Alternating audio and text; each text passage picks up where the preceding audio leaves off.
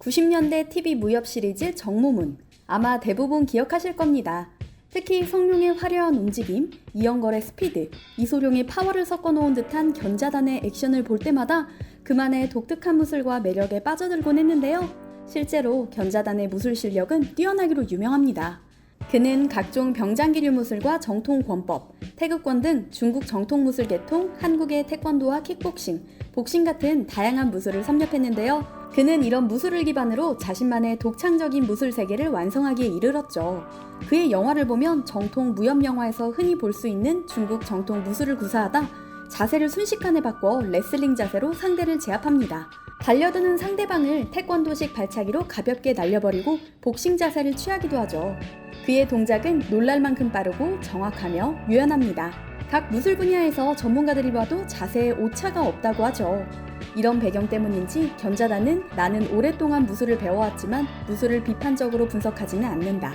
각 무술의 장점을 고려할 때 다양한 무술을 고루 익히는 것이 좋다고 생각한다라고 말하기도 했죠. 영화인이라기보다는 정통 무술인에 가까운 견자단. 영화와 무술계에서 추종자도 엄청났는데요. 그런 그가 중국을 발칵 뒤집어 놓은 소신 발언을 했습니다. 대체 어떤 말을 했길래 중국이 이렇게 패닉에 빠졌을까요? 중국의 광둥에서 태어나 견자단은 2살 때 홍콩으로 건너와 11살 무렵까지 거주합니다. 그 후 미국 보스턴에서 청소년기를 보냈죠. 그의 어머니는 태극권과 팔괘장의 고수로 유명했는데요. 국제적으로 이름난 중국 우슈 연구협회를 운영하기도 했습니다.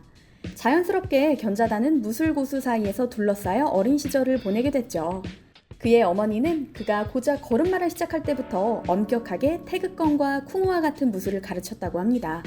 어린 시절 일찍부터 무술을 했음에도 불구하고 견자단은 늘 새로운 무술을 갈망했습니다. 그 열망이 어찌나 강했는지 청소년 시절에는 보스턴의 차이나타운의 극장을 돌아다니며 무술 영화를 보기도 했는데요. 이소룡과 성룡 영화를 보며 다양한 무술을 혼합해 새로운 경지를 만들어내는 것에 눈을 뜨게 되죠. 이때 그는 한국의 태권도와 서양의 킥복싱 등을 익히며 피나는 노력을 기울입니다. 10대 청소년인데도 놀라운 집념으로 무술 경지에 오른 견자단은 청소년다운 혈기로 보스턴의 악명 높은 패거리 싸움에도 뛰어들기도 했는데요. 자칫하면 나쁜 길로 빠질 수도 있던 상황이었습니다. 그런 견자단을 붙잡아준 것은 그가 익힌 수많은 무술 중에 단 한 가지, 바로 한국의 태권도였습니다. 평소에도 소신 발언을 하기로 유명한 견자단은 중국 무술이 최고인 줄 아는 중국인들이 그의 말에 딴지를 걸 것을 예상하면서도 이렇게 말합니다.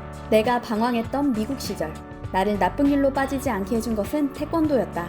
태권도는 사람이 되는 길을 알려주는 최고의 무술이다. 그래서 내가 가장 먼저 나의 아들에게 가르친 첫 번째 무술은 바로 태권도였다 라고요. 중국은 그야말로 발칵 뒤집혔습니다. 다른 사람도 아니고 수많은 무술 영화를 찍었으며 세계에서 가장 유명한 영화배우 중 한 명인 견자단이 이런 말을 하다니 분노하는 사람들까지 있었습니다. 그러나 견자단은 꿋꿋했습니다. 태권도는 놀라운 발차기 기술뿐만 아니라 인과 예, 그리고 의를 가르치며 사람이 되는 길을 가르치는 무술이라고 덧붙이죠. 기공을 이용해 손쉽게 상대를 무력화하거나 경천동지할 움직임을 보이는 중국 무술들 대부분이 사실 이런 정신수양에는 약한 것이 사실이니까요. 실제로 태권도가 정신수양 무술로서 뛰어나다는 점은 중국 내에서도 입증되어 있습니다. 중국인들이 견자단의 발언을 부정하더라도 태권도가 중국 내에서 인기라는 사실을 반박할 수 없는 증거가 있습니다. 현재 중국에서 태권도를 배우는 사람은 놀랍게도 무려 우리나라 인구와 비슷한 5천만 명으로 추정되는데요. 태권도 수강료가 월 15만 원으로 중국에서는 적지 않은 돈인데도 부모들은 망설이지 않습니다. 한전연합기 운동으로 인해 소황제라 불릴 정도로 오냐오냐하며 아이를 키워온 중국인들이 최근에야 교육의 중요성을 체감한 것입니다. 태권도는 아이들에게 예절과 공경을 가르칠 수 있는 매우 훌륭한 무술이고요. 그래서인지 중국에선 드라마에서 여주인공이 태권도 선수인 설정도 있을 뿐더러 광고에도 자주 등장하죠. 또한 태권도가 다른 무술과는 다른 세련되고 고급 무술이라는 인식도 중국인들이 태권도에 열광하는 이유 중 하나입니다. 그래서인지 중국 현지에서 문을 닫고 있는 정통 우슈관이 늘어가는데도 태권도장은 수도 없이 생기고 있죠. 무술로서의 태권도는 더욱 특별합니다. 마치 벌이 나는 것처럼 가볍고 빠른 발차기가 특징인데요. 가벼워 보이지만 실제로 태권도 유단자들의 발차기 위력은 대단합니다. 시속 219km, 힘은 1043kg이 실린 발차기거든요. 제대로 맞는다면 갈비뼈가 부러지고 장기 손상까지 입을 만한 무시무시한 위력이죠. 견자단 또한 최고 수준의 태권도 발차기를 자랑합니다. 어느 각도에서 어떻게 차든 정확하고 파괴력 있는 발차기를 선보이는데요. 발을 높이 들어 등 뒤에 있는 사람의 머리를 발로 차는 태권도와 유사한 기술이 유명하죠. 이렇다 보니 태권도 유단자와 다른 무술인이 맞붙는다면 누가 승리할까라는 궁금증이 자연스럽게 생기는데요. 그 결과를 엿볼 수 있는 경기가 있습니다. 여기 이 중국인의 이름은 우둥량. 중국의 형이권, 팔괘권 등을 수련한 뒤 독자적인 무공을 수련한 무술인으로 알려져 있습니다. 그는 옛날부터 태권도를 무시해왔다. 태권도는 내 눈에는 아무것도 아니다. 태권도 유단자와 실제로 경기를 한다면 본때를 보여주겠다라며 태권도를 무시하는 발언을 합니다. 그런데 그의 호언장담을 들은 한 단체가 태권도 유단자를 찾아 정식 경기를 성사시켜버리죠. 한국의 전통 무술과 우둥량의 중국 무술이 맞붙은 결전의 날. 단 10초 만에 태권도 돌려차기 몇 번으로 우둥량은 쓰러지고 맙니다.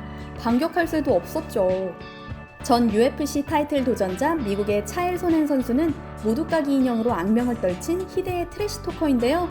첫 UFC 타이틀전에서 앤더슨 실바와 맞붙기 전날 실바의 관절로 만든 샌드위치를 관중에게 선물하겠다라고 선언하며 자극했습니다. 모두가 실바의 압승을 예견했던 이 경기는 의외로 차엘 소넨 선수가 주도합니다. 앤더슨 실바 선수는 태권도 검은띠, 주짓수 검은띠, 유도 검은띠, 카포에라 노란띠 등 동양 무술과 브라질 무술까지 고루 섭렵했는데요. 특히 태권도 기술을 활용한 강력한 발차기로 유명하죠. 그런데 소넨 선수와의 경기에서 일방적으로 밀릴 뿐만 아니라 패배가 확정시되는 지경까지 이릅니다. 대체 무슨 영문일까요? 그 당시 실바 선수는 경기 열흘 전 갈비뼈를 다쳐 의사로부터 출전 자제를 권유받은 상태였습니다. 경기장에 서 있는 것만으로도 대단하다 싶은 상황이었죠. 경기 초반 소넨의 묵직한 펀치를 수차례 맞은 실바 선수는 포기할 법도 하지만 버팁니다. 경기 내내 상대에게 끌려다녔음에도 불구하고 집중력을 잃지 않더니 결국 마지막 순간에 소넨 선수를 날려버립니다. 경기 내내 23분가량을 압도했던 소넨은 마지막 2분의 고비를 넘기지 못하고 항복을 선언합니다. 실바 선수가 악조건 속에서도 버틸 수 있었던 것은 대체 무엇 때문이었을까요? 추측이긴 하지만 태권도를 수련하며 익힌 정신력 때문이 아닐까 싶습니다. 태권도는 이제 전 세계인에게 사랑받는 무술이 되어가고 있습니다. 중국과 미국은 물론 전 세계 곳곳에서 불고 있는 태권도의 열풍이 자랑스러운 요즘입니다.